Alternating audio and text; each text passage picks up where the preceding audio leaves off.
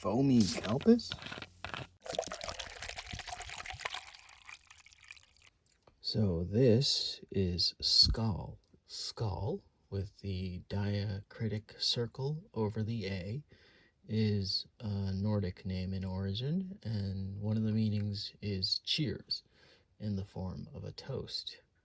And while most company histories tend to be whitewashed, no pun intended, to focus on the happier milestones, not Skal. Oh no. Their history, and I wish they had an English version of it so everyone can read the minutia. It's dark, really dark.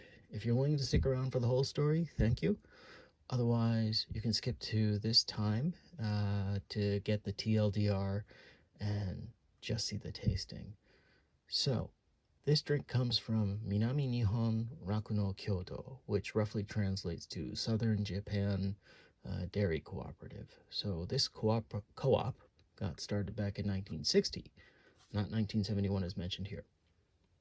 The reason for it being started was they were being outmuscled by a larger dairy company, which they don't mention. So I don't know, maybe it was Yuki Jirushi. So to support their efforts, 3 companies formed a co-op to compete. But for some reason, the local jurisdiction didn't give them certification to build a larger factory to compete with the other large dairy company. So in the meantime, they used their excess milk to make other products, and they first started off with condensed milk. But I guess in 1960, there was an economic downturn, and at one point in time, they had an excess of 70,000 cans of unsold condensed milk. They don't mention what they did with it, but they decided to pivot again and started making powdered skim milk, butter, and other non-milk dairy products. Roughly 10 years later, in the 70s, their then president asked their R&D team to come up with a drink based on like a carbonated milk kind of thing. Milk in general is considered healthy, but I guess kids didn't like drinking milk. And with the recent crazes in soda, maybe they can come up with some sort of concoction that was soda-based, but still had the properties of milk.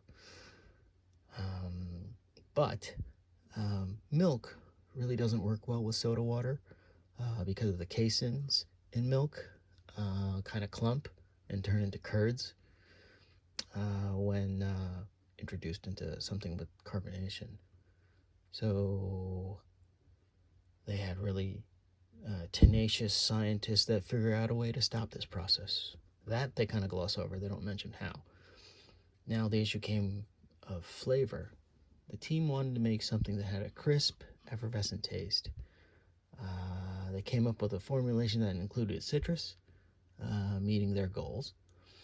Then came the issue of mass production. They still have issue after issue. I guess milk is a very delicate product. Even the same cow produces a different kind of milk in the morning as opposed to the evening.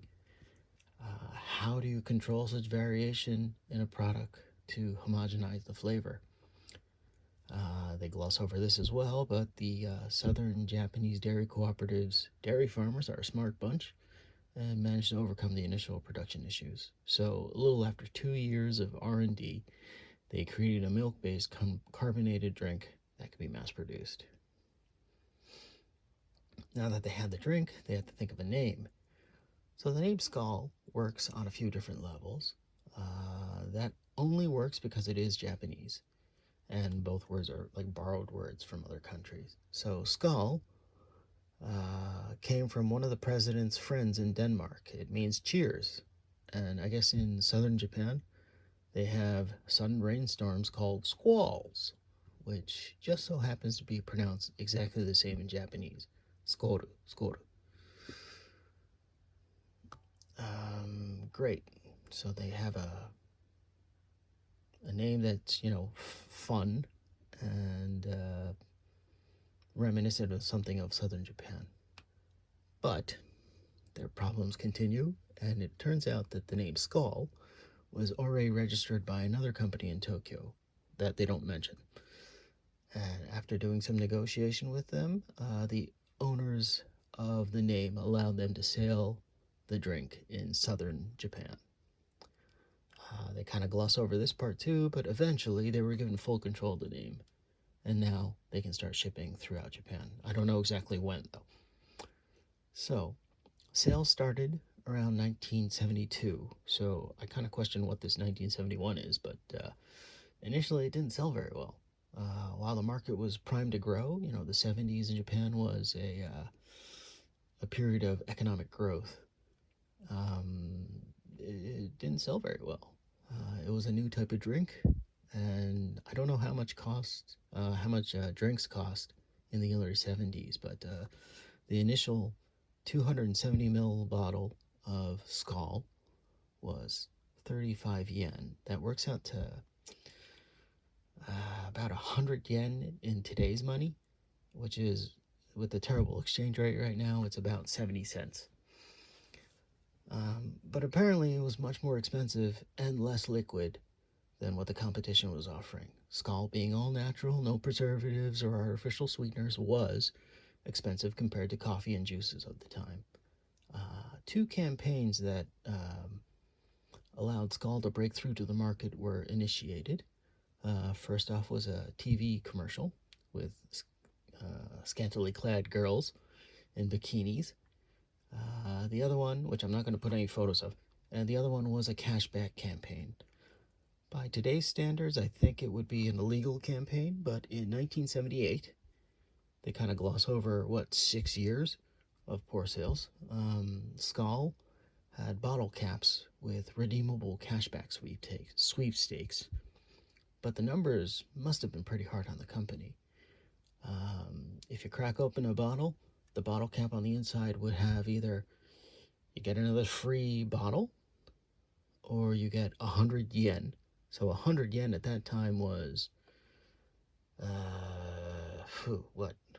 whatever this number is on screen. And the big winner was you get 1,000 yen, which equals to about $20. So, you know, you buy a 35 yen bottle of Skal and you get $20. But apparently it worked. And since then, Skal has been available throughout Japan. But, I mean, did it really work? Because there's a different lactobacillus-based company with a terrible name, Calpis, that has much better coverage, because this is really hard to find. I had to go to, I think, like 3 supermarkets and 4 convenience stores before I actually found a bottle of this stuff. So, the TLDR of this whole thing is, they had a really hard time making it, but eventually they broke through, and now it is a domestic product available throughout the country. So apparently right now they have 3 variants. This is the OG Skal. They have something called Mango Skal, which I've never seen. And they have something called Skal Energy, which I think I had a bottle a while back, and it really didn't impress me. I don't have a video of it yet, but maybe if I find it again. The ingredients and caloric information are on screen now. Initially it was just 6 ingredients, but in recent years, I guess, they decided to add high fructose corn syrup to it, so fuck you. And because it is milk-based, it is a quite calorie-dense drink.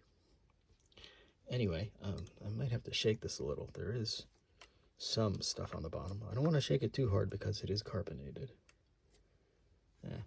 That'll do, I guess.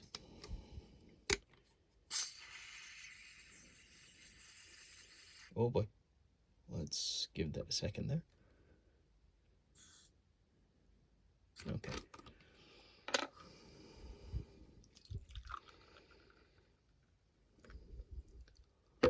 Looks a lot like Calpis, but it foams a lot more than Calpis. It's almost like a head of beer.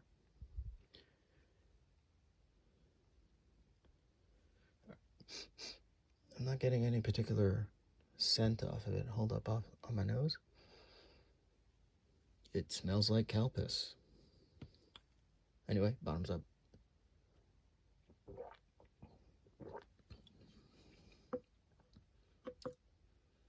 But it's much lighter than Calpis. It doesn't have that throat coating effect that Calpis does. It's actually quite refreshing. Because Calpis can, sometimes it can feel like you're drinking like yogurt or something, but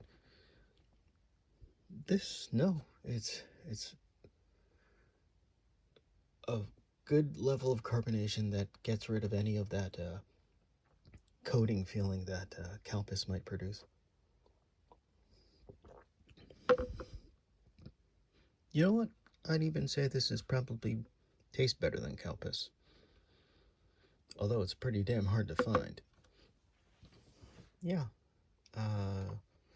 So that's that. If you can find it, definitely give it a try and compare it to Calpis soda. You might actually like it. Alright, till next time, the drink's on me.